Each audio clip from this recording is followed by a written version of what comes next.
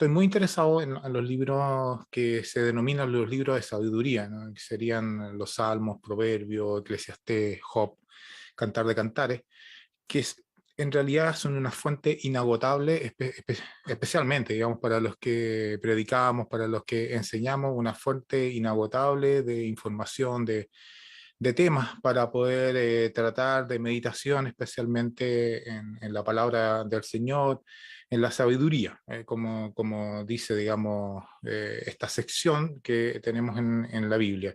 Por supuesto, toda la Biblia es una fuente inagotable, pero principalmente esta, en verdad, uno, cada paso que da, cada versículo que camina, comentábamos recién con Néstor, cada versículo que uno se adentra en estos libros es un estudio, es una predicación, hay una enseñanza. Entonces, lo que vamos a ver hoy día de este Salmo número 19, que es el que les voy a invitar a que podamos ver, no lo voy a ver en profundidad absoluta, sino que vamos a ver algunos temas de que está tratando el salmista, y vamos a ver la división y algunos aspectos interesantes para que podamos salir animados al final de este estudio. Bien, si ustedes se fijan, el Salmo 119 va a partir con un título que en la mayoría de las Biblias, prácticamente todas, no debería por qué no estar, porque es parte del texto hebreo, dice: para el director del coro, Salmo de David.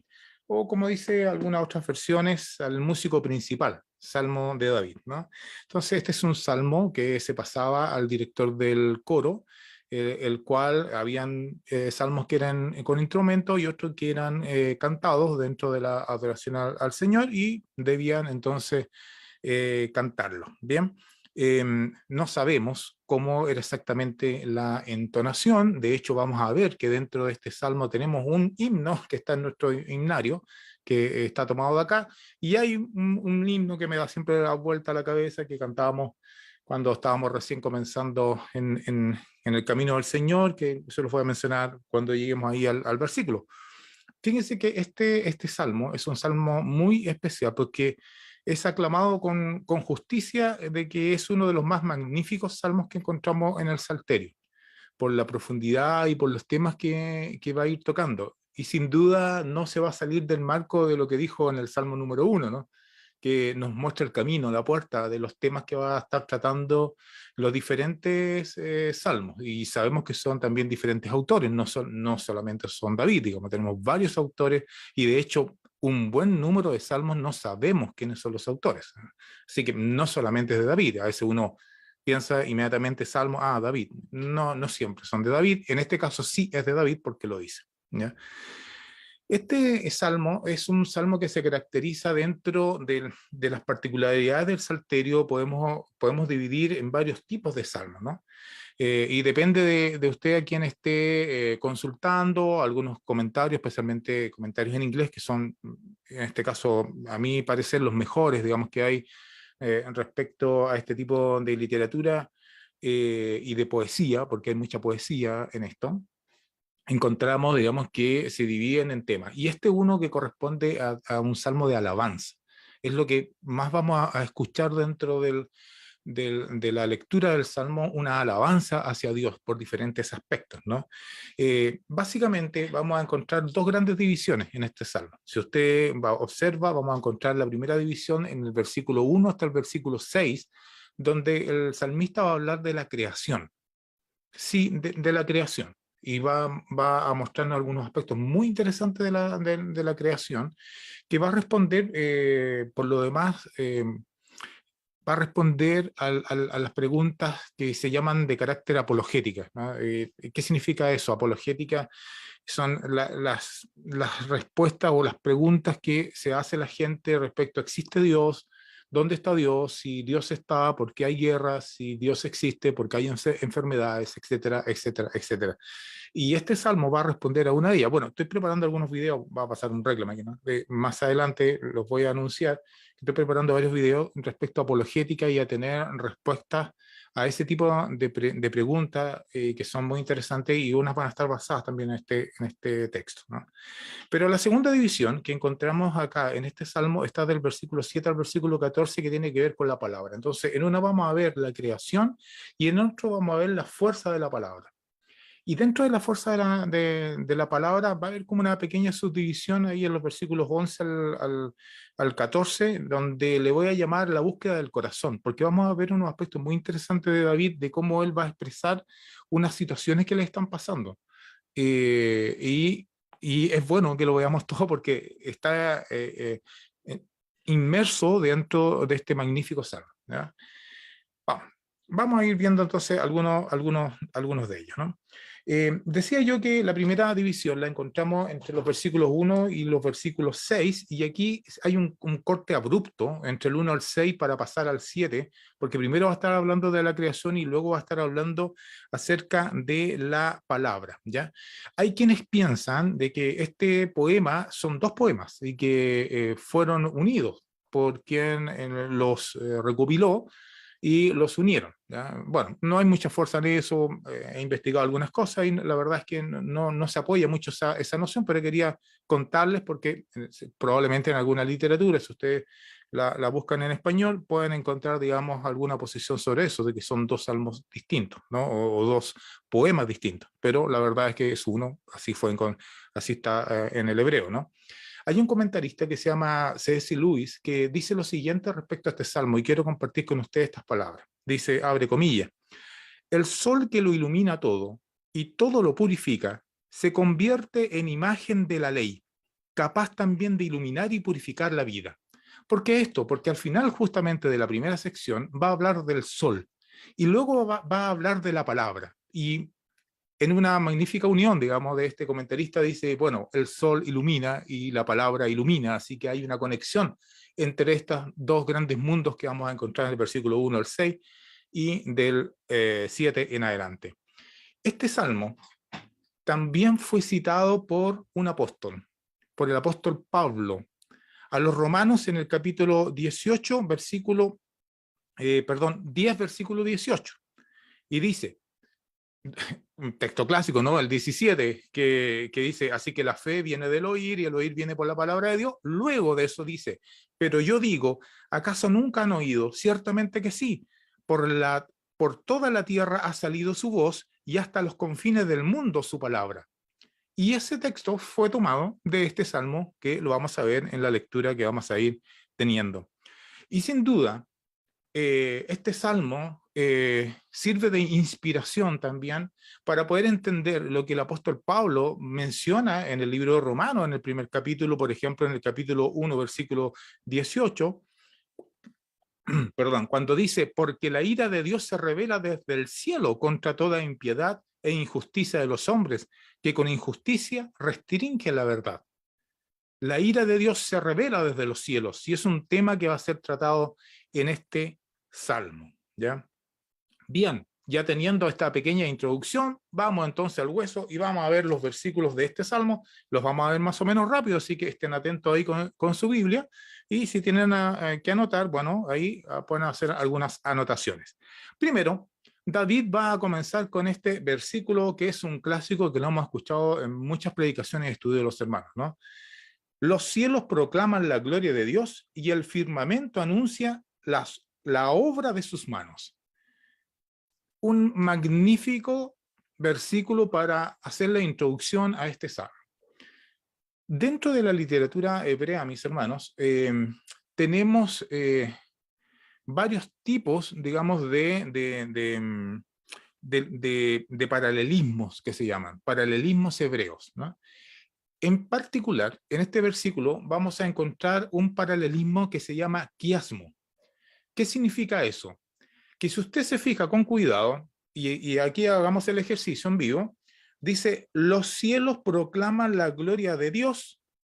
Esa primera frase se repite en la segunda, pero con otro significado, dice, y el firmamento anuncia la obra de sus manos.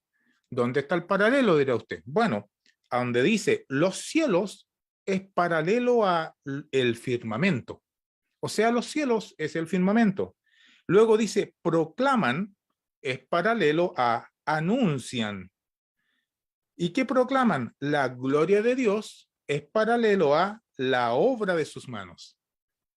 Así que tenemos los cielos, que son los firmamentos, proclamar es anunciar, y la gloria de Dios son las obras de sus manos. Ese tipo de escritura es una escritura propia del hebraísmo y se llama quiasmo, ¿ya? Anótelo ahí para que lo pueda tener en su Biblia, ¿ya? En el versículo 2 dice, un día transmite el mensaje a otro día y una noche a la otra noche revela su sabiduría. Hermanos, si uno está inclinado a escuchar, la creación de Dios va a contar la historia asombrosa de todos los días, la historia de los tremendos atributos de Dios. Pues así dice el versículo, un día transmite el mensaje al otro día y una noche a la otra noche revela sabiduría. Piense lo siguiente, mi hermano, piense lo siguiente. El conocimiento se obtiene por observación, porque uno es capaz de ver en la naturaleza, ¿qué cosa? El poder de Dios. Simplemente al llamar a las cosas a la existencia. Dios de la nada llama a la existencia a las cosas y vemos el poder de Dios. Vemos también el conocimiento perfecto, al ser capaz de hacer una morada perfecta para el hombre, la tierra. Y su amor, el amor de Dios. ¿Por qué? Porque hace una vivienda tan adecuada y hermosa que es solamente para el hombre. Y sin embargo, todo esto que vemos aquí es una pequeña muestra de lo que la creación puede enseñar al observador cuidadoso. Y si somos cuidadosos en observar, y no solamente caminamos mirando para abajo, que siempre me retan porque miro para abajo, es mirar al frente y mirar hacia arriba. Y cuando miramos hacia arriba, descubrimos grandes cosas. Descubrimos lo que dice el salmista, que un día transmite el mensaje a otro día y una noche a la otra noche revela sabiduría.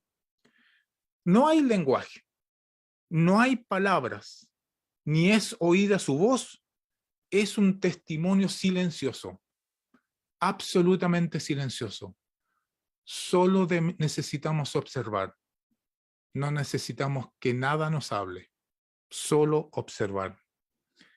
En el versículo 4 dice, pero por toda la tierra salió su voz y hasta los confines del mundo su palabra. En ellos Dios puso una tienda para el sol.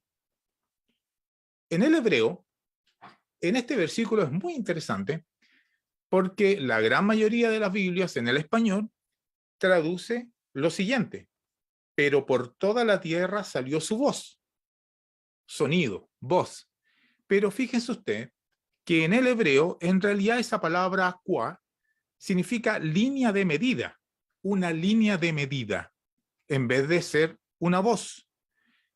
En realidad hay dos pensamientos dependiendo de la traducción. Si traduce línea, vamos a ver una explicación. La Biblia, la New American Standard Version en inglés, dice línea. Si usted la puede consultar, si usted tiene ahí para buscarlo en internet, va a encontrar que habla de la línea de medida, una línea de medida. Bueno, si es línea, entonces la idea es que la creación juega un diseño, una construcción cuidadosa siguiendo las líneas arquitectónicas de Dios, siguiendo una línea. Pero si la palabra ha sido traducido sonido o voz en la mayoría de las Biblias en el español, entonces el pensamiento se nos va a ir al estruendo de Dios, a esa voz poderosa que se escucha en todo el mundo, a esa voz que nos recuerda a Moisés subiendo al monte y ese estruendo que dejaba a todos tiritando, ¿no? Dijimos que Pablo cita este salmo en Romanos capítulo 10, versículo 18. No hay mensaje, no hay palabra, no se oye su voz. Es justamente lo que dijo Pablo en Romanos capítulo 10, versículo 18. Colosenses, en el capítulo 1, versículo 23, el apóstol Pablo nos dice, si en verdad permanecéis en la fe bien cimentados y constantes, sin moveros de la esperanza del evangelio que habéis oído, que fue proclamado, ¿dónde fue proclamado? Ahí es el punto, a toda la creación debajo del cielo, de la cual yo, Pablo, fui hecho ministro. Todo el mundo entonces conocido, ¿no? Hoy día prácticamente todo el mundo, todo el planeta. Y justamente dice, Por toda la tierra salió su voz, y hasta los confines del mundo su palabra, ahora en el Evangelio. En ellos Dios puso una tienda para el sol. El sol, repentinamente y enfáticamente, introduce ahora aquí a uno de los astros creados, al sol. El sol va a dominar la escena de aquí para adelante en estos versículos que viene, y nos va a mostrar a un sol magnífico, pero obediente, porque obedece al Creador. El sol obedece al Creador, y Dios le ha asignado un lugar que debe ocupar, y además un curso que debe recorrer. Todo el cielo es conocido aquí como la tienda. En ellos Dios puso una tienda para el sol, una tienda, un camino, una pista que debe recorrer. Así son los siervos de Dios. Así también es la creación. Versículo número 5. Y como un esposo que sale de su alcoba, se regocija como hombre fuerte al correr su carrera. Ahora el sol le da una personalidad, ¿no? Parte también de los aspectos lingüísticos con los que se escribe también este salmo. Le cobra vida al sol. Y le dice que es un símil, es un ejemplo de una boda, dice. Como un esposo que sale de su alcoba, se regocija como hombre fuerte al correr su carrera. Bueno, este símil hebreo que es ocupado aquí, que el sol es como un novio radiante, ¿no? Cuando hemos estado de novio y nos hemos casado, radiante, contento, llenos de alegría y de gozo de estar con nuestra esposa, ¿no? Como un novio radiante que sale de su cámara nupcial después de la noche de boda. Basado en este símil, la tienda que mencionó antes, porque habló de una tienda, que el sol recorre una tienda, ¿no? La tienda del versículo anterior probablemente no sea el cielo diurno, sino más bien el cielo oscuro, la noche, desde el cual el sol sale en la mañana. Y por eso que en esta idea del esposo que sale de la alcoba, perdón, se regocija como hombre fuerte al recorrer su carrera. Versículo 6. De un extremo de los cielos es su salida, desde un extremo, y el curso hasta el otro extremo de ellos. Y no hay nada que se esconda de su calor. El sol, mis hermanos, es un verdadero testimonio del maravilloso poder de Dios. El calor del sol beneficia a todos, a buenos y malos. Ya usted ya se imagina los textos, ¿no? Cómo beneficia a todos. La lluvia también, a buenos y a malos. Y beneficia con este calor a todos los que están debajo de él, demostrando también ser un caballo de batalla constante, elevándose y estableciéndose cada día como Dios lo ha ordenado, que de ahí salga y que de ahí se ponga. Así termina la primera sección de este salmo, que está hablando acerca de la creación y la maravilla, que podemos ver la mano de Dios en toda la creación, en forma silenciosa, nos está enseñando. Y luego entramos en esta segunda sección, que sería la del versículo 7 hasta el versículo final, donde David ahora va a pasar a la segunda sección de este salmo de alabanza, alabando a Dios, en un estilo similar a cómo fue escrito el Salmo 119, que es el salmo más largo que tenemos en el Salterio, ¿no? Recuerde, el Salmo 119 está separado en secciones de 8 versículos.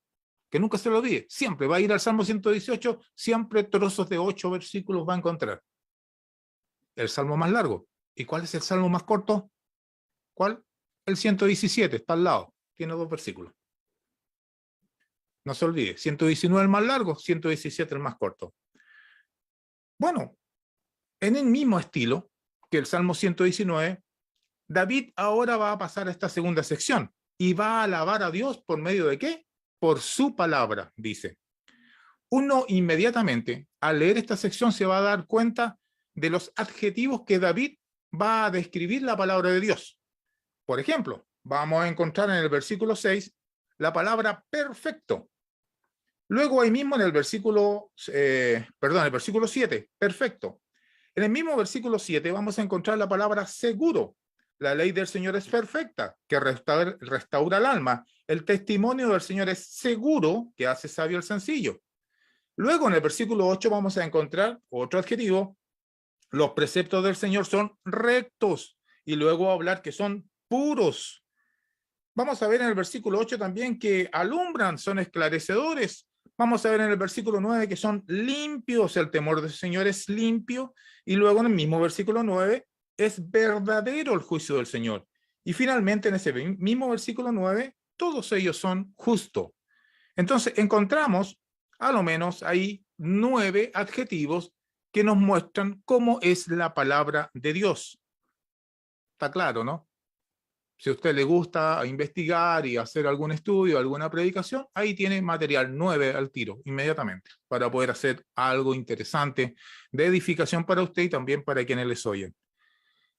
Debido a estas 9 cualidades que hemos visto aquí de estos adjetivos, David señala que la palabra entonces se convierte ¿en qué cosa? Según el versículo 8, en un fuerte gozo, porque dice, los preceptos del Señor son rectos que alegran mi corazón. La palabra del Señor alegra el corazón del hombre. Versículo 10 dice que son deseables más que el oro. La palabra del Señor es deseable, se desea con toda la fuerza. Además, el mismo versículo 10 nos va a hablar de algo que me gusta mucho, pero que tengo que cuidar, de la miel, porque es dulce. Dice, más dulce que la miel. La palabra del Señor es dulce al paladar del hombre de Dios. Y finalmente, en el versículo 11, nos va a mostrar que es gratificante. Es una fuente de gozo, es deseable, es dulce y es gratificante, mis hermanos. Veamos los versículos. Versículo 7. Volvamos entonces a cómo comienza esta segunda sección. Cuando David describe la palabra de Dios, la llama perfecta. La ley del Señor es perfecta. ¿Qué dijimos de la ley? ¿Se acuerdan en el Salmo número 1? La Torá. Esa palabra que está ahí en hebreo es la Torá, que ahora en el significado ya cristiano y entendiendo, digamos, que toda palabra ha sido inspirada por Dios, entramos entonces en un aspecto más general de toda la palabra del Señor, pero para quienes leían este salmo era la Torá. Cuando David entonces está describiendo la palabra de Dios, la llama perfecta. La idea aquí en este versículo, mis hermanos, es que es intachable, es sin culpa, es perfecta. David no ve imperfecciones en la ley de Dios, ni existen imperfecciones en la ley de Dios.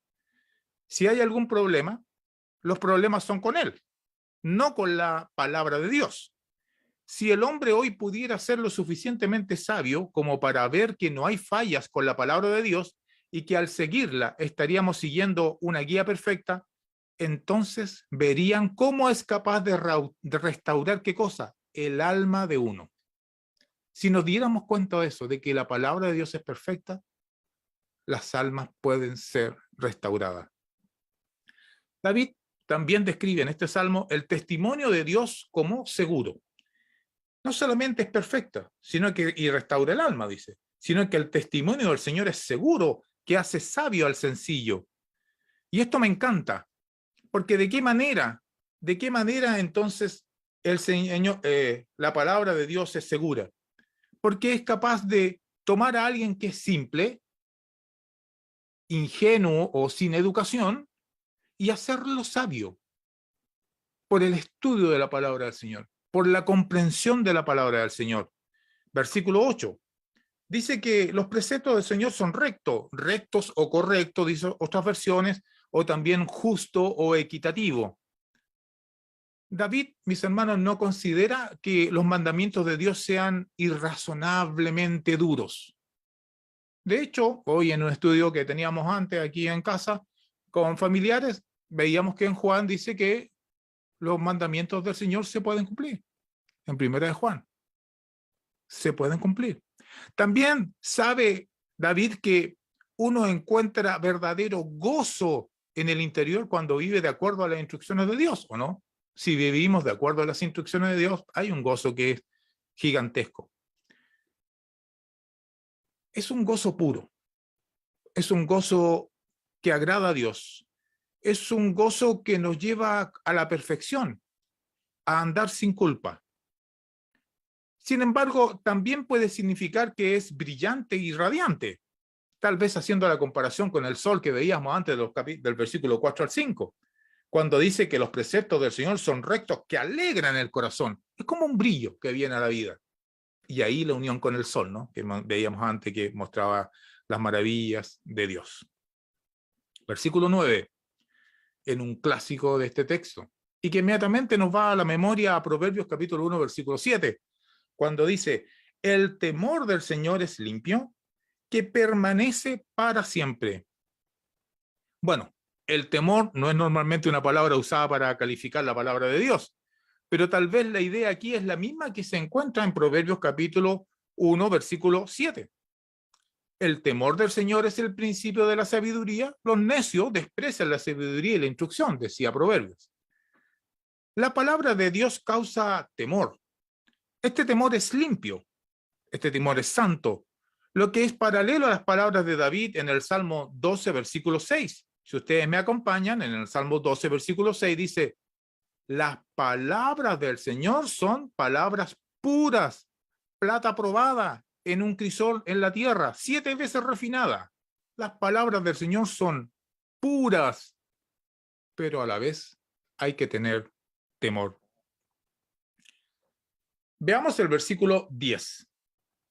Deseables son más que el oro, sí, más que mucho oro refinado, más dulces que la miel que destilan del panal. Yo les comentaba así en la introducción que hay un corito que yo sabía y bueno, era justamente estos versículos. Deseables más que el oro, más que mucho oro refinado. No se lo voy a cantar, estoy medio desafinado, pero créanme que es un himno bastante hermoso, porque está tomado justamente de estos versículos, del versículo 10. Cuando el corazón de uno está en lo correcto, está sinceramente interesado en saber cómo Dios ha decidido con respecto a las cosas.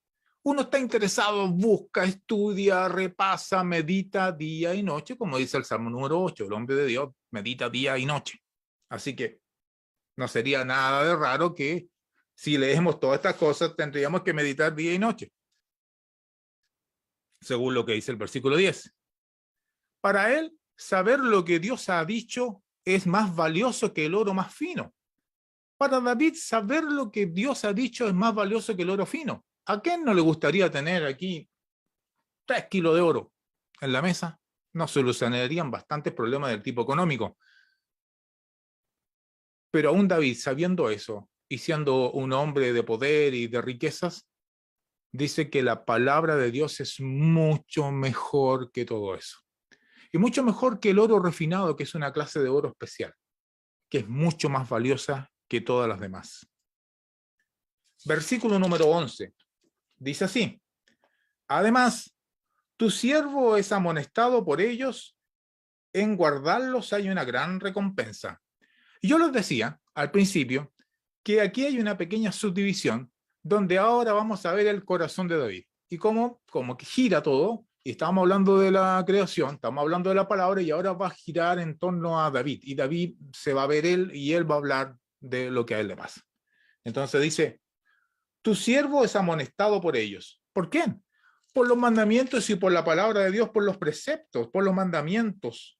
Porque él teme la palabra de Dios, porque él quiere restaurarse su alma, porque él sabe que es perfecta, que es segura, que es recta, que es pura.